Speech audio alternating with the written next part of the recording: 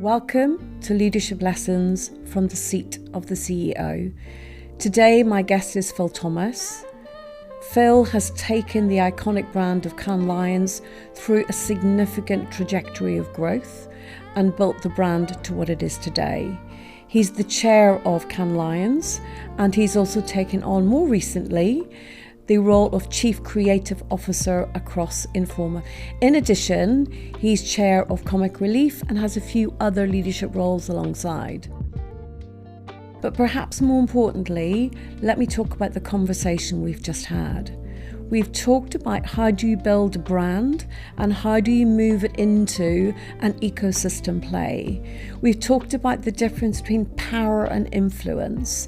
And we've talked about getting really super clear on what the role of the CEO, what you need to hold on to, and importantly, what you need to let go of. I hope you enjoy the conversation.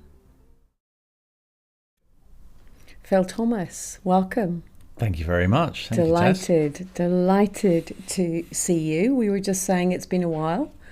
In that blurb of time pre-COVID, I think is the last time I sat alongside you. So I think that's right. Thank you for creating the space in your very busy diary. You're very welcome. It's good to be here. Oh, thank you. In a moment, we'll explore the journey to getting into the role, and I know you're holding a variety of roles across a number of organisations, both commercial roles and charitable roles and guiding roles. But what I always talk to leaders about is before we dive into the here and now, let's talk about how you got here. And the phrase I often use is let's honour the history upon which you stand and those that have enabled you along the way.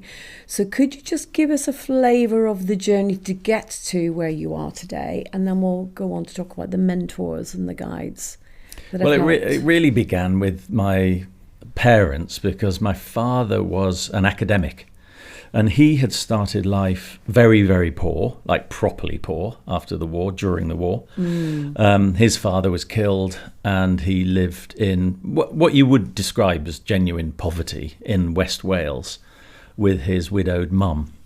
And he got out of that situation through education, and he ended up going to Oxford, and he had ended up with, I think, 5 degrees. Wow. He ended up as a professor at university, and he became quite eminent in the academic world.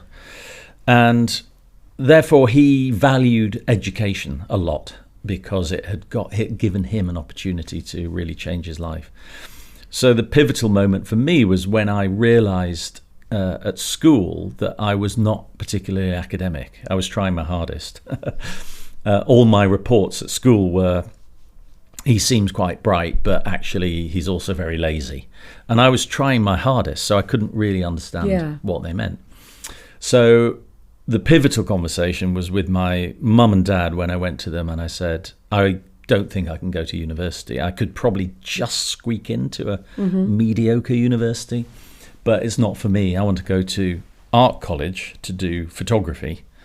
And when my father particularly, but also my mother, but when they said, you should do what you want to do, that was a really massive moment, because you can imagine what that meant to him, having dragged himself out of poverty through education, and me basically saying, I want to go a completely different route.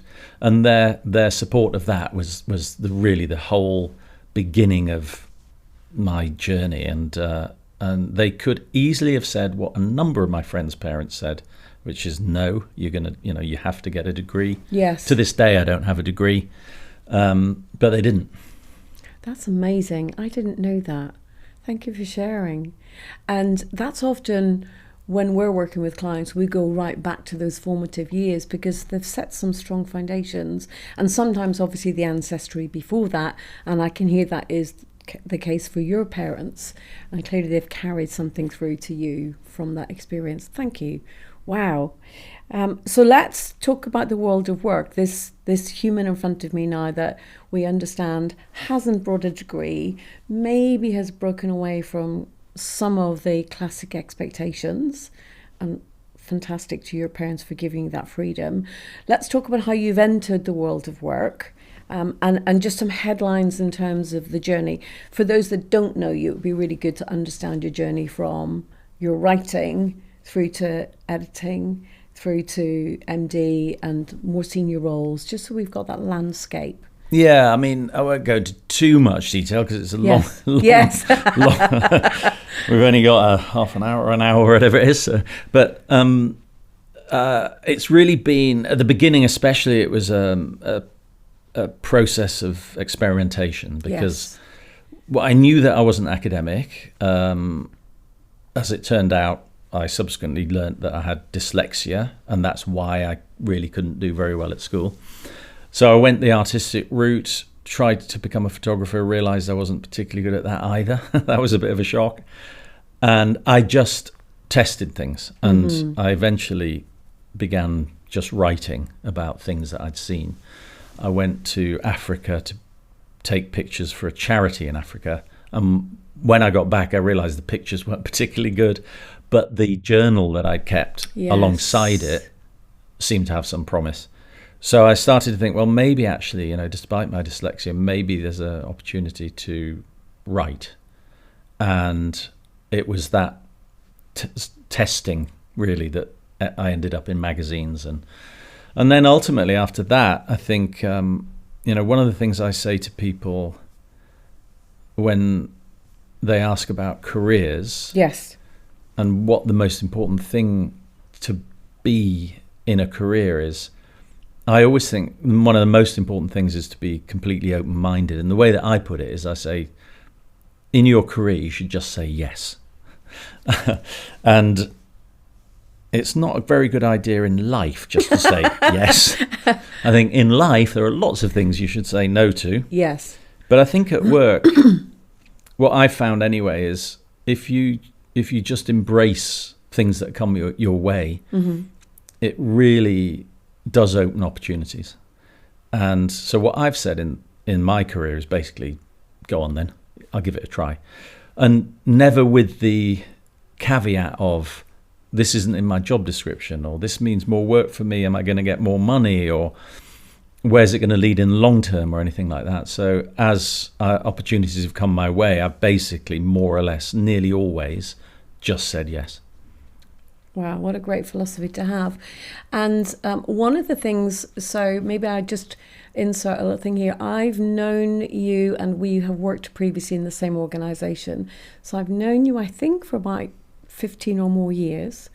And one of the things that I've observed and I admire, as I've observed and got close in some cases to you and you leading your teams, is you have a real propensity for gathering very different people and creating a space for creatives, for a diverse team.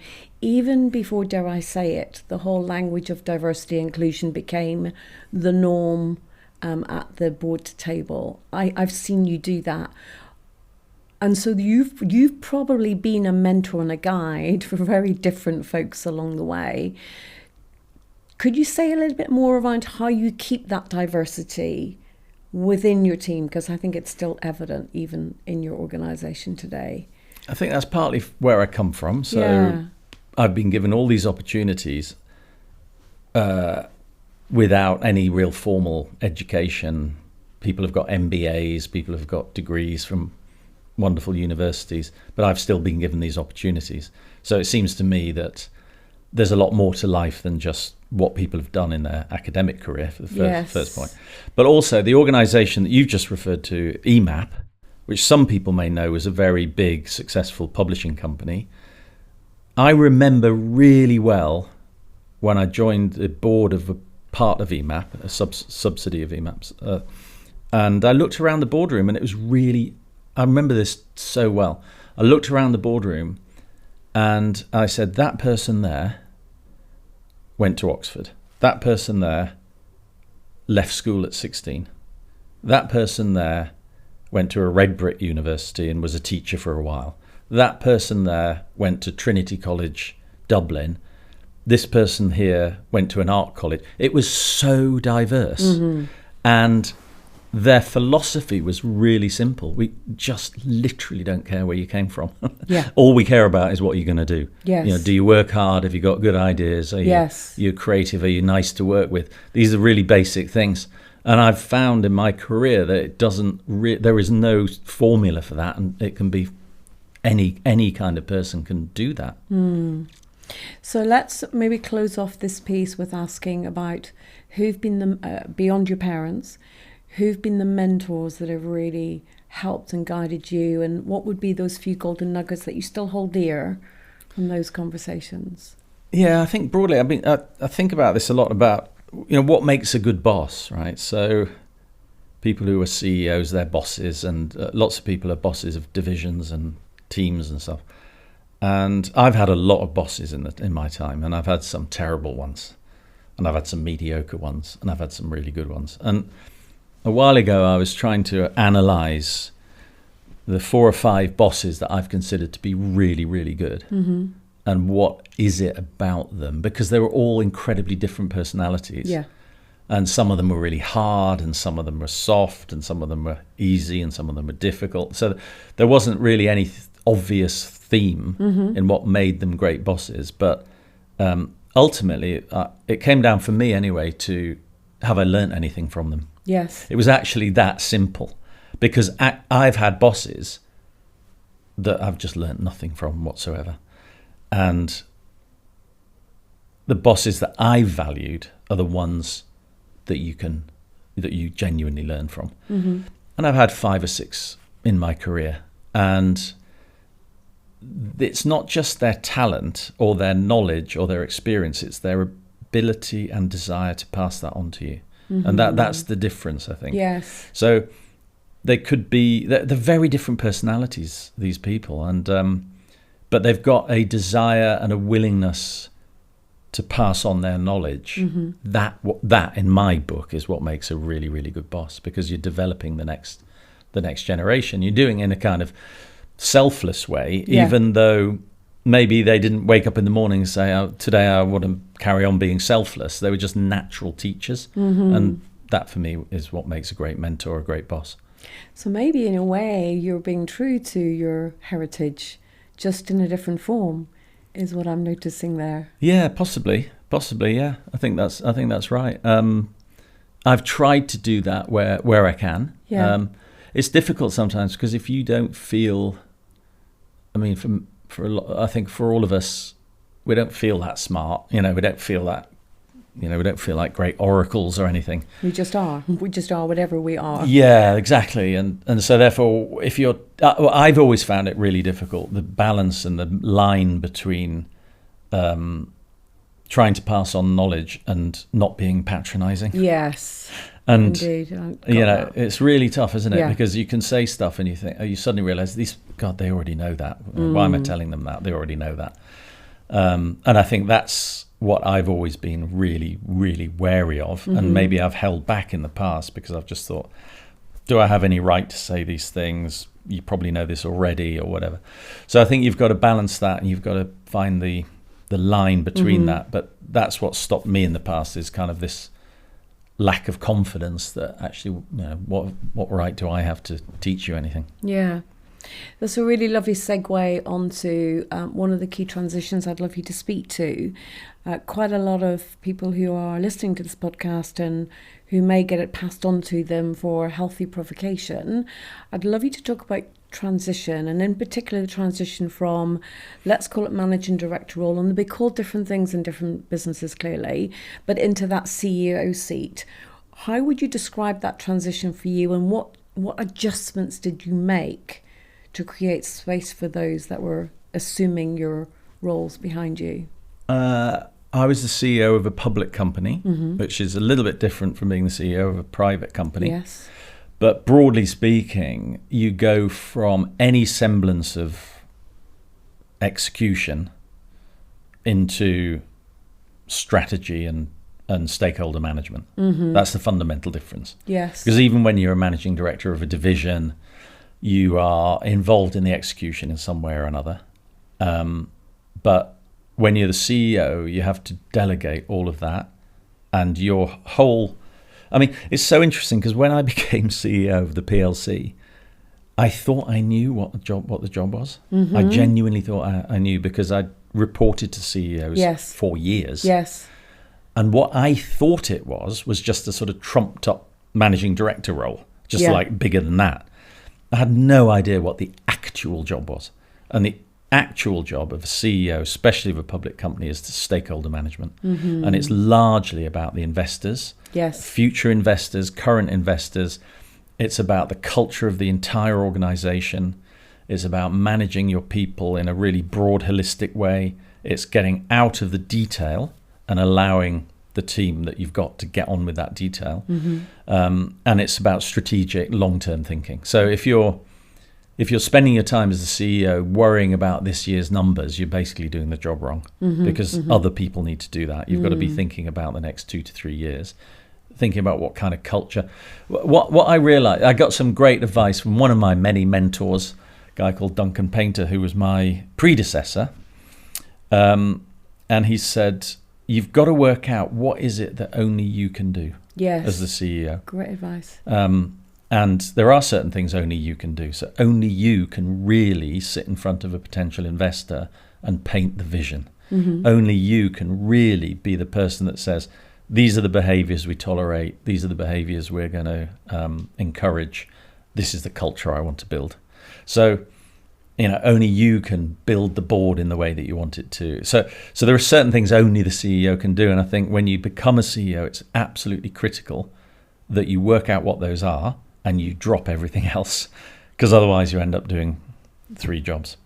Could we explore a little bit more the cultural piece?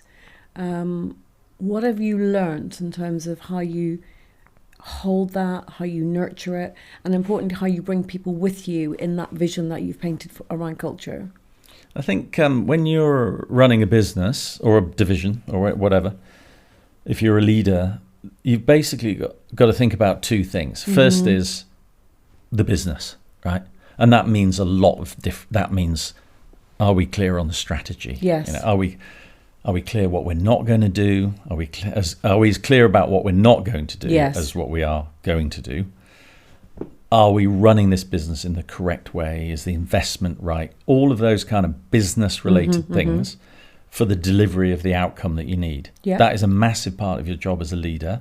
And if you don't do that right, you might as well, it's going to end in tears. Yes. The bit that people often, I don't think, give attention to is the second part, which I think is as equally as important, which is what's the impact you're going to have on people. And many leaders, especially back in the day, maybe less so now, many leaders, the impact we're going to have on people is just whatever we're going to have on people. It's just like, it is what it is. Yeah. But I think that when you look back on your life, you will be thinking much more about the impact you had on people than whether you did a good job running a business or not. Yes. And this was brought home to me actually a couple of years ago when my dad died. I mentioned my dad earlier, but my dad died. And he was very eminent. He was like a really big cheese in academics. He'd written 18 books. He was pretty well known in his expertise all over the world. And he died, he was quite old, he was 89. And when we had his memorial, 250 people turned up, which is a lot for an 89-year-old. Absolutely. And I was looking at all these people, I was thinking, let's be honest, why are they here? Are they here because he got all these degrees and he wrote all these books and he's really quite famous in his world? Or are they here because he was a really kind individual with twinkly eyes? That is why they were there. Actually, at the end of the day, that is why they were there. So it appears to me that you need to pay attention to the impact that you're having. And that impact as the leader is what builds the culture. Yes. And so what kind of person do you want to be? What kind of organization do you want to build? Do you want to build that on kindness and decency, fairness? What are the values that you want to try and instill in the business? And whenever I've run whatever I've been running, I put a lot of thought into the values that I want to try to push down. And then I go on and on and on about it. I don't stop going on about it. And we have to live We have to make our decisions based on those values. And those values tend to be quite human-centric, because I just think people... whenever I get an email from somebody saying something nice about me being their boss, it is literally never... It was just amazing, when we smashed budget back in 2018, it was just great. I got my bonus, and I think you're a big part of me getting my bonus. Nobody ever says that.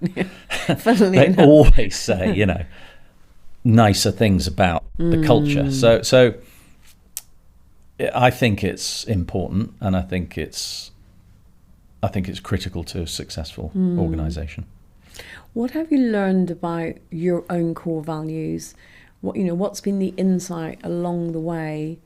And my hypothesis is maybe you've kind of pared back, you've stripped back, and you've come to the few that really matter. Could you say a little bit around that process for your own evolution?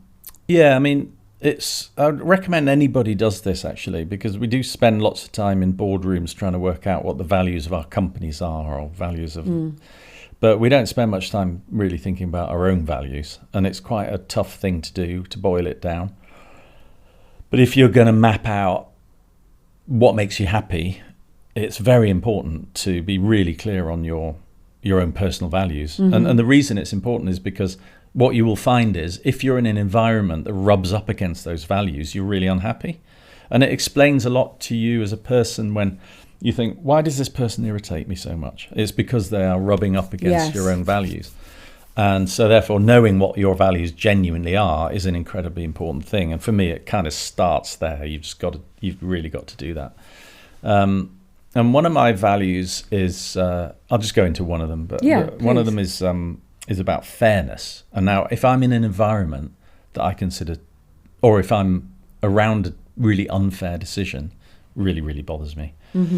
And I think the heart of that is a realization that I think most people really find it quite hard to get their head round, which is a lot of people who are successful, they're quite pleased with themselves about that. They think they've done really well. They may not say I'm a genius, but they will say that they've worked so hard, and they deserve. Why are they where they are? It's because they're great. And I just don't believe that. I just don't believe that. We're here because we're really lucky. We're fortunate. Life has dealt us a really good hand. And the evidence for that is so compelling that anybody who doesn't quite get it just needs to think harder about it. Fairness, in other words, giving people as much of a chance as possible, is really, really important, because you're not judging people about where they are in life. So let's follow the path of luck and talk about the luck that has come your way in being the custodian as part of your tenure of looking after Cannes Lions. And I still remember, because we were working in the same organisation at the time, I remember us being in Bowling Green Lane and we were on the top floor, and you came to the desk of your boss at the time, Malcolm Goff, which was immediately behind my desk. And I remember you coming in to get your head around this team that used to operate from the ground floor, and once a year the whole building was taken over with lorries coming in and coming out of the building. And I think it's fair to say at that point the organisation didn't really understand the scale, the scope and the opportunity.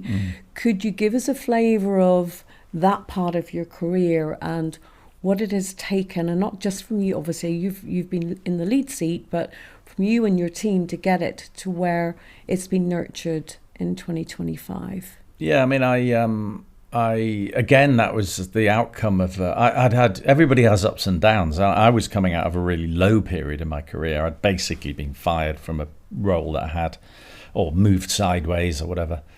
And I was in a part of the business that was not really exciting me very much. And I remember I rang Malcolm.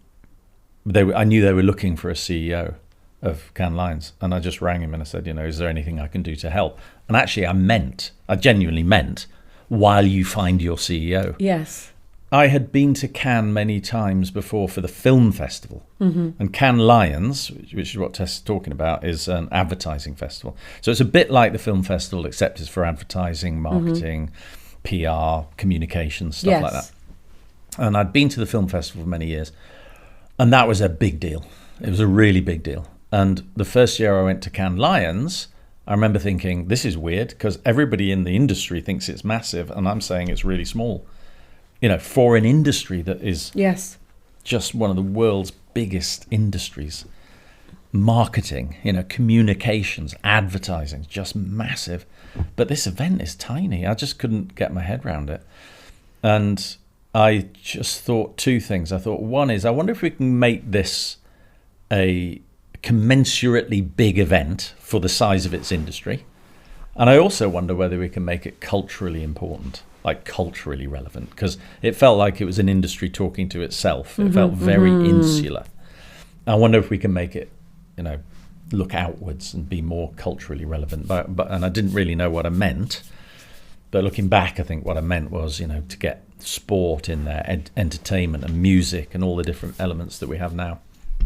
And it's interesting because people talk about having a strategic vision, but for me, it was just a feeling. It's, when I look back, it was actually not particularly well articulated. And I don't think I even went to a board or anything and said, Sounds I've like got it was this you were vision. intuitive. Yeah, looking back, I don't think I don't think I could find a deck now where I say, this is the vision.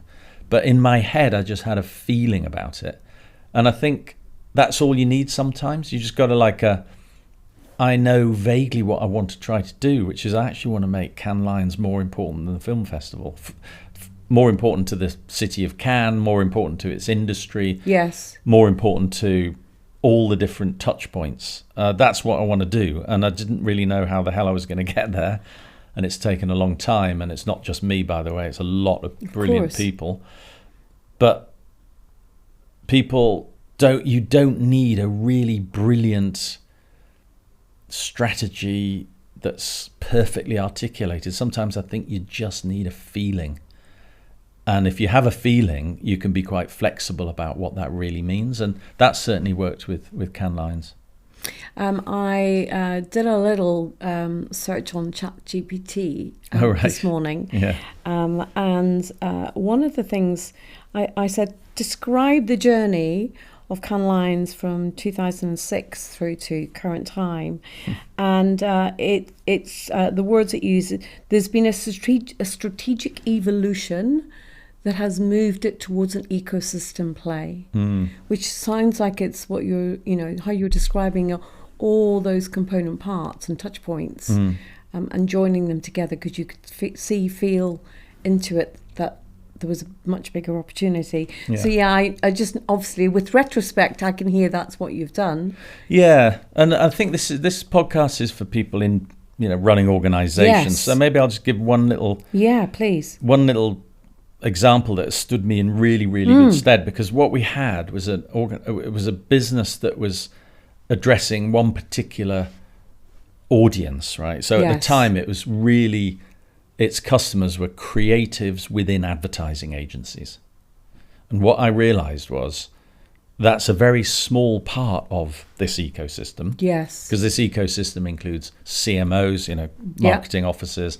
It includes platforms, media, newspapers, just on and on and on, right? And the creatives in the advertising agency are only a tiny part of it.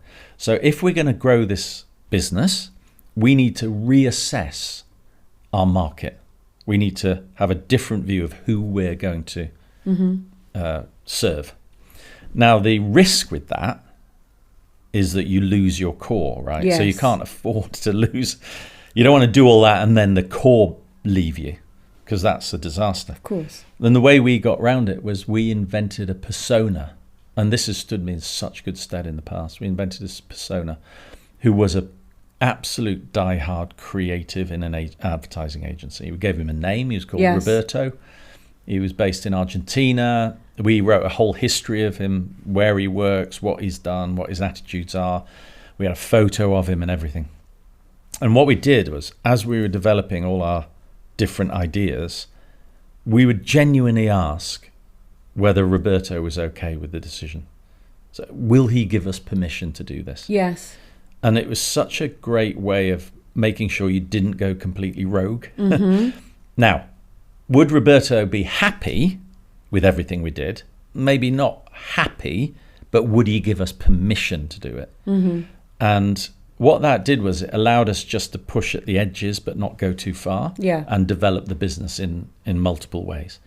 And yeah, sometimes Roberto would be pretty critical, but he would let us do it. So, and I just found that really useful. Fantastic. One of the things you said earlier was a key component of your role, and especially in a PLC, but also, you know, there are other organisations where I think that's equally relevant, and certainly for leaders that I'm directly working with, incredibly crucial. How did you bring those key stakeholders on the journey? Well, the first thing is to spend time with them. Yeah. It's amazing how many people don't actually, if you said, could you just text your biggest customer? If you ask a MD or a CEO, Yes. can you just text your biggest customer? They can't. They don't know who they may know vaguely who they are, but they haven't got a relationship with them. And it's amazing how many people. So the first thing is you've got to talk to them. So you've got to not just formally in research and you know, that kind of thing, but actually go out with them and have lunch with them and talk to them about it and see what they think. And it is amazing how few people genuinely do that. Stakeholder management with something very high profile like Cannes Lions, or indeed Comic Relief, which I'm now involved with, is just a massive part of it. And I think you need to really not just pretend to listen, but actually genuinely listen, because people know if you're actually listening. Yes. And then you need to explain your decisions. You need to say, look, this is what we're doing, and we're doing it for the good of. If you take Cannes Lions as an example, and this is important for everybody when you're trying to develop your business. Yes. You've got a core like Roberto. Will he give you permission to do that? A lot of creatives in agencies were not happy that we wanted the marketers to come to Cannes. My argument back to them was, but you want your customers to come and see what you do, and you want Cannes Lions to be more important than it is, right? And once you sort of explain the reason behind it, then people get behind you. I was the CEO of the PLC. I was really enjoying it. It was all good. And we got an offer to buy us. And frankly, I didn't really want to sell. I was enjoying it. And we were doing this negotiation with the purchaser, which was Informa PLC, which is one of the world's biggest event companies. So they were a good purchaser. So it's like, if anyone's going to buy us, a professional organisation, top 20 UK company, this is if anyone's going to buy us, this is good. But there comes a point when ultimately you realise who owns the business, and who owns the business is the shareholders. And we talked to many of them, and ultimately we didn't have any choice about what we had to do. And that was a real learning, because it's like, okay, now I get it. You might be the CEO, you don't own the company. Now we could have pushed back. I think we definitely could have pushed back, but ultimately I realized that this is a great home. We had deficiencies, we had weaknesses that this would solve for, because they're so big. I felt that the people would be looked after, which they have been. I felt that it would be a great place for people to develop their careers. So I felt quite happy about where the people were going. I thought the management of Informa were very impressive. So there were lots of really great things about it. But ultimately, the decision is out of your hands if you're a public CEO. What adjustments have you had to make in that new home? Well, I'm no longer the CEO, so that's quite a big adjustment. And my role has changed. But again, it's this old thing about just saying yes. You know? So I'm very fortunate they've asked me to stay on in a different role, which is Chief Creative Officer role, which is quite fun because I'm kind of going way back to my original creative roots. And again, it's like just say yes. If somebody's going to offer you an amazing opportunity to do something really fun, don't think about what could have been. Just look forward. And I know from our earlier conversation you have this new role, so maybe you could talk about so I can hear a bit of the let me go back to what I've learned and how I utilize that. Maybe just kind of pull out a couple of highlights from what you are going to pull in and plug and play in whatever way that makes sense. But then I'd also like to talk about the other responsibilities that you have alongside of your Chief Creative Officer role. But let's do what are you pulling into this role first? Well, I think where we've got to at Informa is we realise that the future of products, there isn't really a future for if you've got a product, you just have to build a brand. Yes. And the future of events is changing as well. So events traditionally have been really quite transactional. So many events are basically exhibitions, buyers and sellers together. Yes. It's a very simple business model. But increasingly what people are looking for is an experience, and this is in B2B events. So I think as human beings we want an experience. If you go to a nice restaurant, you want it to look lovely as well as taste lovely, and you want the environment to be great. That's what we're expecting, and for B2B events people are expecting experiences. So what I've been asked to do is to look at some of Informa's biggest platforms and see can we develop this into being a brand. Yes. And can we develop this from an event into an experience? And so that is a really fun thing to do. Is what we did with Cannes Lions, and we did it with Money 2020 and a few other things. And so that's the core of what I've been asked to do. And as you're in the process of looking back, what would you call out as the things that you're most proud of so far? I think I'm always proud of providing. I think what drives me is acknowledgement. It's funny because I think there are two types of creative people, really. There's creative people who just want to create, and they don't really care if it's consumed. And going back to my dad again, sorry to mention my dad again, but no, I once asked him, how many copies of this book did you sell? And he's like, no idea. It's like, you don't care? It's like, not really. Because for him, the process and the action of the creation of the book is what matters. And then there's other people who want their creativity to be consumed by as many people as possible, presumably because of some character flaw. And I'm one of those. So maybe it's about knowing it's added some value as opposed maybe. To a flaw. But I used to love thinking about how many people were buying Empire magazine and I used to envisage Wembley Stadium and just thinking that's a hell of a lot of people buying it. So where I'm proud is like the creation of something like Cannes Lions, which is consumed by so many people, and creation of Empire and that kind of thing that actually has an impact. And then also, whenever I get, like if anybody leaves the company and they bother to write to me personally to say thank you for X, Y, and Z, I feel very proud about that. Oh, really nice. So in drawing to a close, what would be, from a leadership point of view, if we can kind of bring it back to the human side of things, what would be your top tips from that human leadership perspective for someone who's about to take their first CEO seat? I think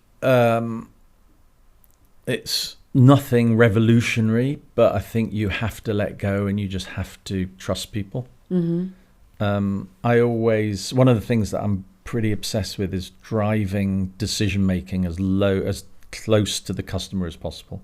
Okay. So allow your junior salesperson who is actually talking to your customer allow them to come to you with ideas and help to shape the future of the business and give them the power to do that. It's very easy to try to, grab all of that yourself. But the higher up you go, the less time you spend with customers. And that's a recipe for disaster. That your most junior people are the ones who know your customers the best. Yes. So let's ask them what they think and listen to what they've got to say. Yeah. I would say that would be one of the most important things I'd say to anybody going into a more senior position. Mm-hmm. Yeah. And let me finish with, you've got 3 decades of global leadership, and a range of brands and experiences and accolades that are appropriately acknowledged, I think, in all the right places. What's the version of Phil that's going into this next 4th decade? How would you describe the version of you that's moving forward, which also includes your comic relief, your advisory board roles, etc.? It's a shift to influence as opposed to power. There's a big difference, and I'm learning that difference. Okay. It's really, really interesting, because where does if you're trying to change something, there are basically 2 ways to change it: one through power and one through influence. And during my career, I've gone up the sort of power ladder. So ultimately, you can basically say, "I'm sorry, but we're just doing this." Right? I'm the boss. Judgment call. We're just doing it. Where I am now, so I'm the chairman of trustees for Comic Relief, and I'm the chairman of Cannes Lions, and my role at Informa is about influence. So you have to construct your arguments in a different way. You have to be really compelling in the way that you are framing that. Mm-hmm. You have to build alliances, and you have to build a huge amount of trust. Mm-hmm. And in a way, when I look at that, I think, well, actually, that's what you should be doing when you have the power anyway. Right. Right? Yes. So you shouldn't need to resort to power. Yes. Unless under the most extreme circumstances. Mm-hmm. So occasionally you just have to say, can we all just shut up? We're doing this. But actually, those muscles around influence, constructing arguments, building a narrative, persuading someone of the right thing to do, it's hard work, but actually the outcome is really good, because you're getting everybody on board. Yeah. And nobody's thinking, God, all they ever do is tell me what to do. Yes. And it's a really good muscle to work on. For instance, at Comic Relief, it's like, I'm not the CEO of Comic Relief, but I can guide and influence and help and advise and mentor, which is, it's a richer experience. Wow, that feels like a great place to pause. It's been an absolute pleasure to listen to your story and how it's evolved. Thank you so much. Thank you very much. For creating a space in your busy diary to take us through that. Thank you. Thank you so much. Thank you.